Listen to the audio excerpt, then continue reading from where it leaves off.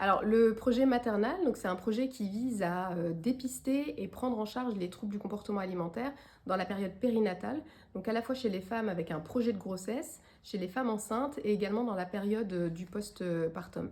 Alors pourquoi le projet maternal?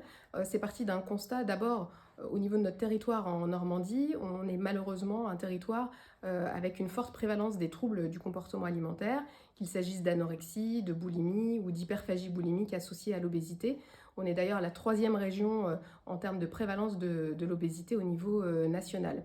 C'est parti aussi du constat que on voit en consultation en nutrition, dans le service de nutrition du CHU de Rouen, des patientes avec troubles du comportement alimentaire, projet de grossesse ou enceintes qui ne vont pas avoir accès à des parcours de soins spécifiques. Or, on sait que le fait d'avoir un trouble du comportement alimentaire pendant la grossesse va être associé à des complications obstétricales, des complications en termes de santé mentale, également en termes d'attachement à l'enfant et peut aussi être associé à un risque de TCA chez l'enfant.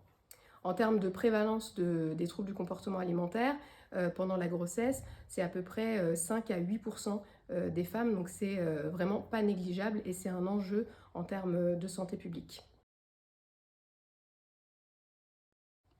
Le financement de la Fondation Charnicole, il est vraiment très précieux parce que dans ce projet, on va avoir besoin, comme dans tous les projets, de coordination, hein, donc de l'aspect humain. On va aussi proposer des formations à des professionnels de santé pour apprendre à dépister ces troubles du comportement alimentaire chez les femmes enceintes. Et on aura aussi un troisième volet qui va être la création d'un guide d'accompagnement pour les femmes enceintes avec des conseils, des orientations. Et donc on est très très heureux d'avoir le soutien de la Fondation Charles Nicolle.